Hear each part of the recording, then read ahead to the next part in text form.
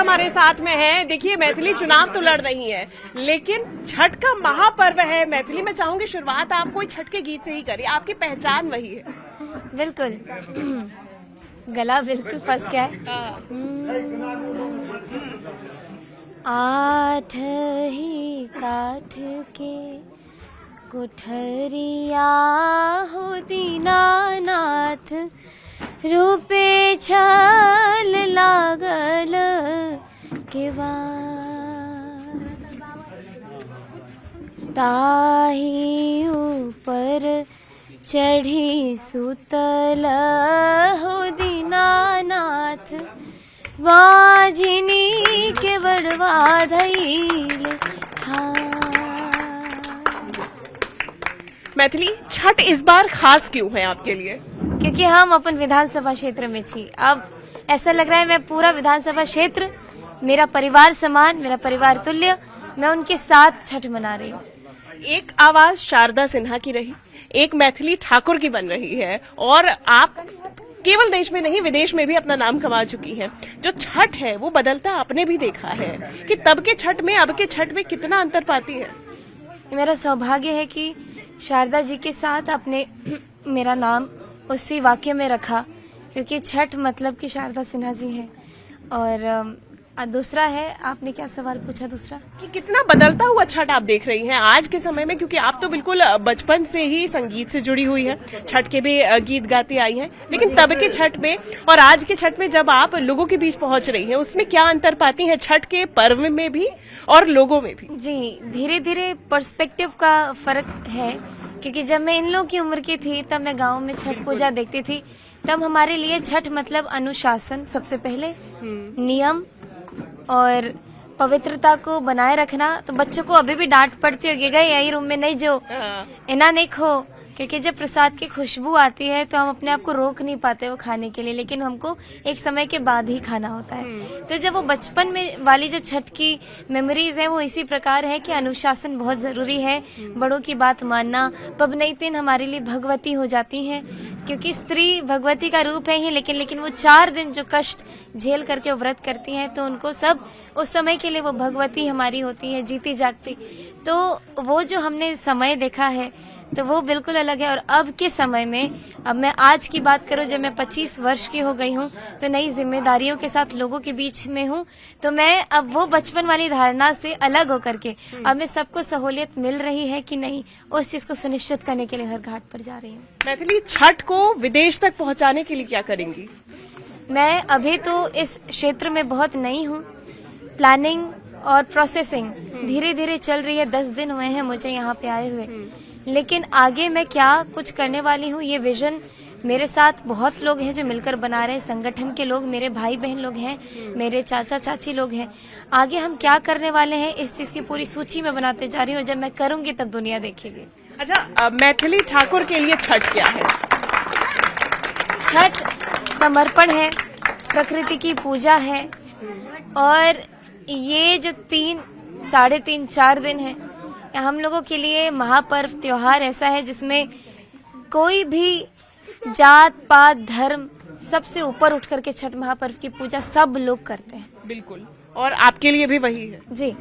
छठ की बात की जाए, देखिए छठ का आज भी खरना होना है, आज की क्या तैयारी रहेगी? कल अर्घा देना है, आप भी पहुंचेंगी घाट? आज मैं शाम में तो सबसे पहले जितने घर में घुस सकती हूँ प्रसाद खाने के लिए आज सिर्फ वही हो रहा है। और मेरा जिस प्रकार स्केड्यूल रहता है सुबह से लेकर के शाम के, रोड मैप जिसको बोलते हैं, वो जैसे खत्म होता है तो घाट पे चले जाती हूँ। छठ तो है ही, लेकिन इसके साथ साथ आपका प्रचार भी है। सबसे ज्यादा चैलेंजेस क्या मान रही हैं प्रचार के दौरान? क्या राजनीति एक चैलेंज? जब मैं जमीन पे अपने लोगों के साथ हूँ तो रियलिटी में हर एक इंसान मेरे साथ है, लेकिन जब कभी भी मैं फोन खोलती हूँ और सोशल मीडिया देखना शुरू करती हूँ तो लगता है वो उनकी एक अलग ही दुनिया चल रही है, जिसमें मेरी हर एक बात को पता नहीं, अभी मैं कुछ बोल रही हूँ तो इसी में से 2 सेकंड कहीं से काट के 2 सेकंड आगे का पीछे का जोड़ के वो लोग कुछ नया कंटेंट बना सकते हैं। और फिर क्योंकि मैं खुद एक सोशल मीडिया के प्लेटफॉर्म से उभरी हुई हूँ और एक सोशल मीडिया के एक्टिव यूजर रही हूँ, कंज्यूमर भी रही हूँ, तो मुझे मालूम है कि लाइक्स और व्यूज के लिए लोग किस हद तक जाते हैं या फिर जो भी है, मैं ज्यादा नहीं कहना चाहूंगी, लेकिन सोशल मीडिया से मैं पूरी तरीके से कट ऑफ हो चुकी हूँ, क्योंकि मुझे वास्तविकता में जो खुशी मिल रही है और जो प्यार समर्पण, आप देखिए सिर्फ मुझे देखने के लिए लोग इधर अपने घर से बाहर निकल के मुझे मिलने के लिए आए हैं। ये तो मेरा सौभाग्य है कि मुझे प्रधानमंत्री जी ने खुद चुन के एक युवा प्रत्याशी को, ऊपर से महिला, ऊपर से इतनी कम उम्र की आप सभी की बेटी को, हाँ, मेरे लिए बहुत बड़ी उपलब्धि है। क्योंकि ये आपने सोशल मीडिया की अभी बात कही, एक फोटो भी आपकी वायरल हुई थी जिसमें आप मखाना खा रही थी पाग पहन के, वो पाग विवाद खूब बड़ा था। दूसरी तरफ मंच से केतकी सिंह जी का जो बयान आया था पाग को लेके, उसको भी लेके काफी ज्यादा विवाद हुआ था। उसमें आपको लगता है कि जो उन्होंने बोला वो ठीक था?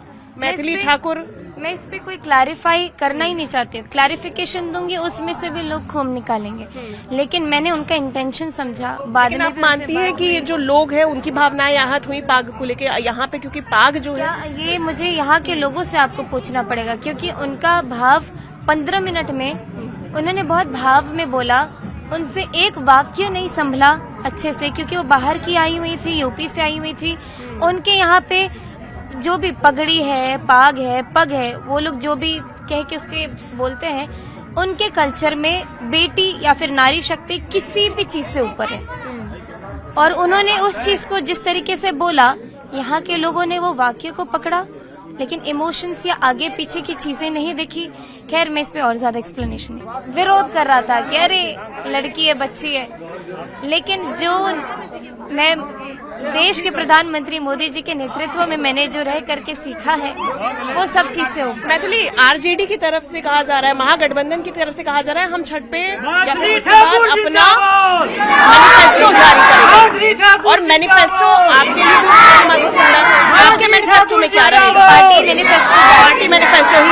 ये मैथिली ठाकुर है, अलीनगर पहुंची हुई है अपने विधानसभा क्षेत्र में, और यहीं पे प्रचार प्रसार तो कर रही है, लेकिन छठ का पर्व है, तो ये छठ का महापर्व भी यहाँ पे लोगों के बीच में मनाती हुई नजर आ रही है।